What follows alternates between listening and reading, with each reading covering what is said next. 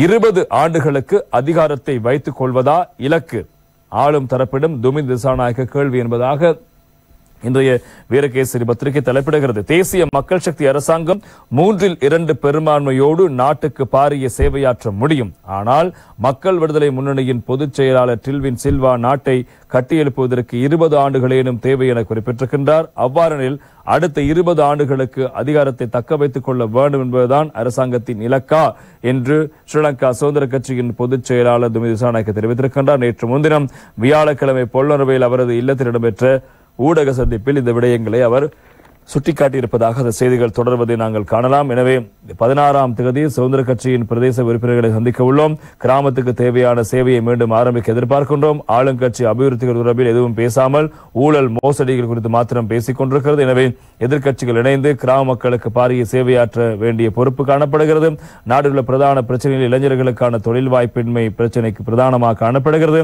இதனால் அவர்கள் வீதிக்கு இறங்கி போராட வேண்டிய நிலைமை ஏற்பட்டிருக்கிறது. முன்னாள் இளைஞர் சேவை மன்றம் இளைஞர்களின் தேவை அறிந்து அவற்றுக்காக செயற்பட்டது. ஆனால் தற்போது அது முற்றாக ஜேவிபி மயப்படுத்தப்பட்டிருக்கிறது. இது நாட்டின் எதிர்காலத்துக்கு சிறந்ததல்ல.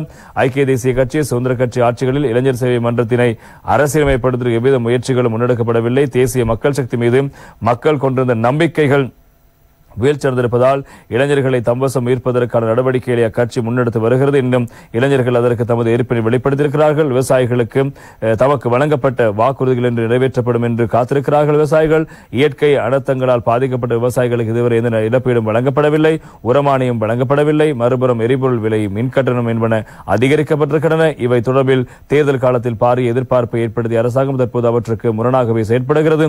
3/2 பெரும்பான்மையோடு இந்த அரசாங்கத்தால் நாட்டுக்கு பாரிய சேவையாற்ற முடியும். ஆனால் ஜேவிபியின் பொதுச் செயலாளர் டில்வின் சில்வா நாட்டை கட்டியெழுப்புவதற்கு 20 ஆண்டுகள் எனும் தேவை என குறிப்பிட்டிருக்கின்றார். ஆனால் இதற்கு முன்னர் டில்வின் என்ன கூறினார்? நாட்டை கட்டியெழுப்ப 6 மாதங்கள் போதும் என கூறினார். தேசிய மக்கள் சக்தி ஆட்சி அமைத்து ஓராண்டு நிறைவடைய உள்ள நிலையிலேயே டில்வின் இவ்வாறான கருத்தினை குறிப்பிட்டிருக்கிறார். 26 ஆண்டுகள் நாட்டுக்கு சாபம் என கடுமையாக விமர்சித்தவர்களுக்கு இப்போதாவது யதார்த்தம் புரிகிறது அல்லவா?